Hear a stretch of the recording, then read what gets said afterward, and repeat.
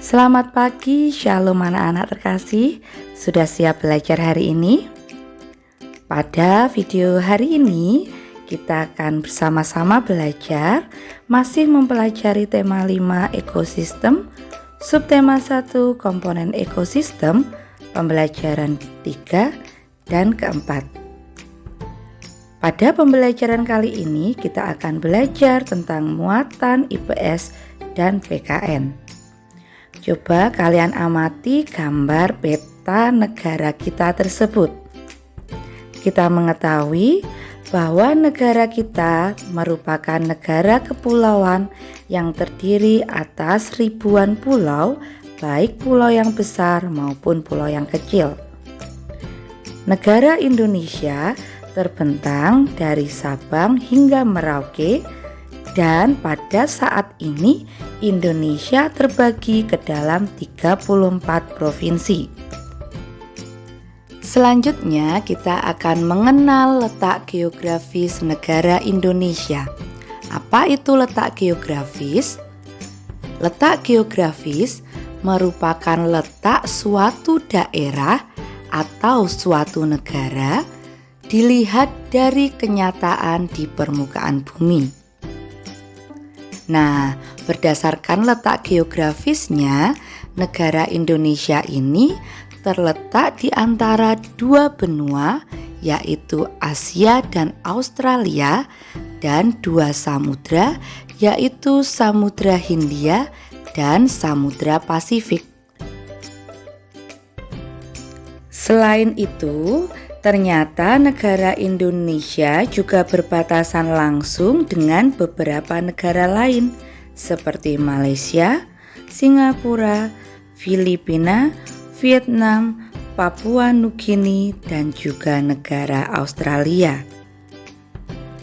Oleh karena itulah, letak geografis Indonesia ini dianggap strategis karena menjadi tempat persilangan antara dua samudra dan dua benua. Selanjutnya kita juga akan mempelajari tentang peta. Nah anak-anak, apa kalian tahu apa sih yang dimaksud dengan peta? Peta merupakan gambaran permukaan bumi pada suatu bidang datar dan diperkecil dengan memakai skala. Nah, peta sendiri memiliki beberapa komponen yang menyusun di dalamnya. Komponen peta diantaranya ada judul peta, skala peta, simbol, legenda, garis astronomis, dan arah mata angin. Komponen peta yang pertama adalah judul peta. Judul peta ini biasanya ditulis pada bagian atas peta yang digunakan untuk menunjukkan isi dari peta tersebut. Contohnya gambar peta tersebut. Dari situ kita mengetahui bahwa peta tersebut merupakan peta negara Indonesia.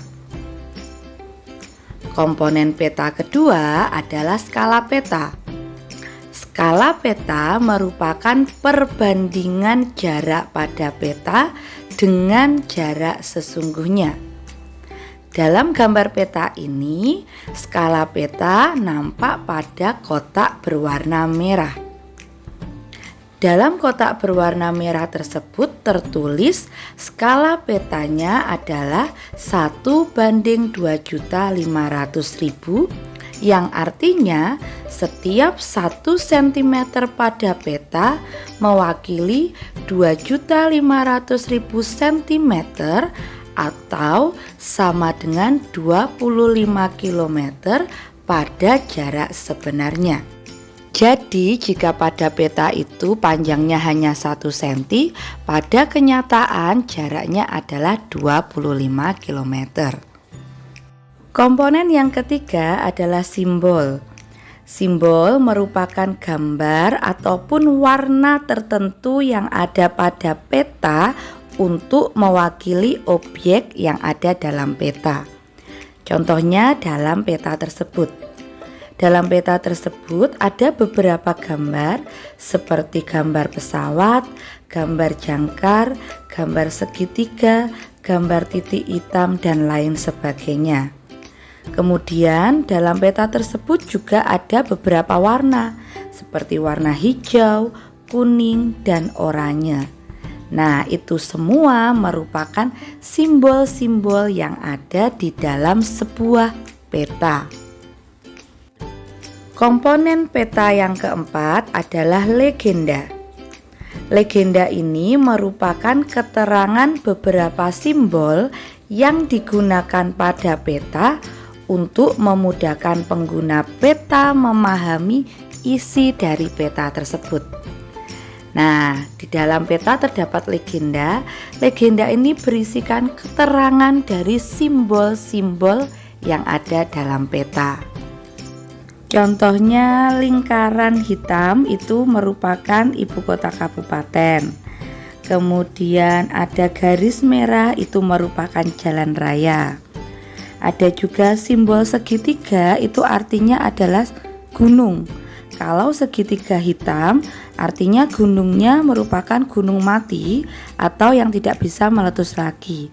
Sedangkan gunung yang berwarna merah, segitiga merah, itu merupakan simbol dari gunung yang masih aktif. Komponen peta yang kelima adalah garis astronomis. Garis astronomis adalah garis khayal yang ada pada muka bumi.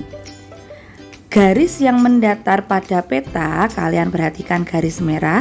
Garis mendatar ini disebut sebagai garis lintang. Sedangkan garis yang tegak pada peta atau garis yang berwarna biru itu disebut sebagai garis bujur. Komponen yang keenam adalah mata angin. Mata angin ini merupakan pedoman utama arah mata angin. Nah, di dalam peta itu pasti terdapat arah mata angin, di mana arah yang menunjukkan ke atas itu merupakan arah utara.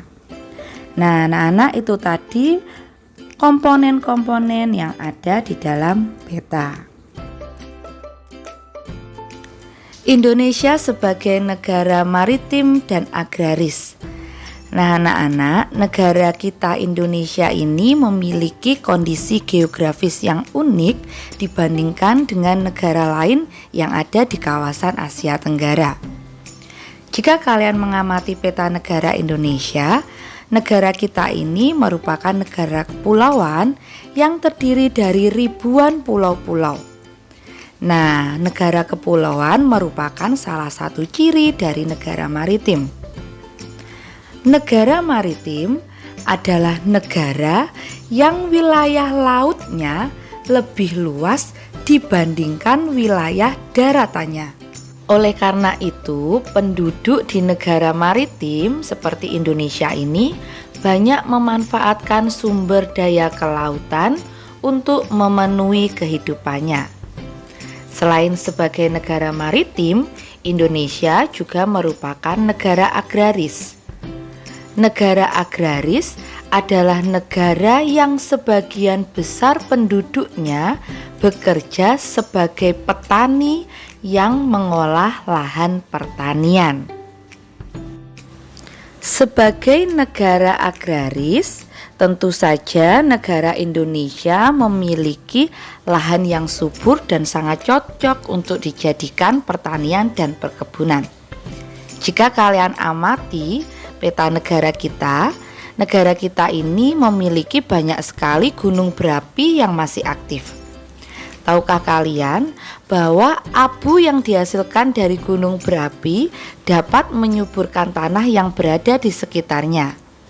Nah, tanah yang subur inilah merupakan sumber daya alam yang penting untuk pertanian dan perkebunan. Keberadaan negara Indonesia sebagai negara tropis juga sangat menguntungkan. Negara tropis hanya memiliki 2 musim, yaitu musim kemarau dan musim penghujan. Nah, dengan adanya 2 musim ini sangat membantu para petani dan nelayan Indonesia ketika mereka bekerja. Kekayaan laut dan pertanian merupakan sumber daya andalan dari negara kita.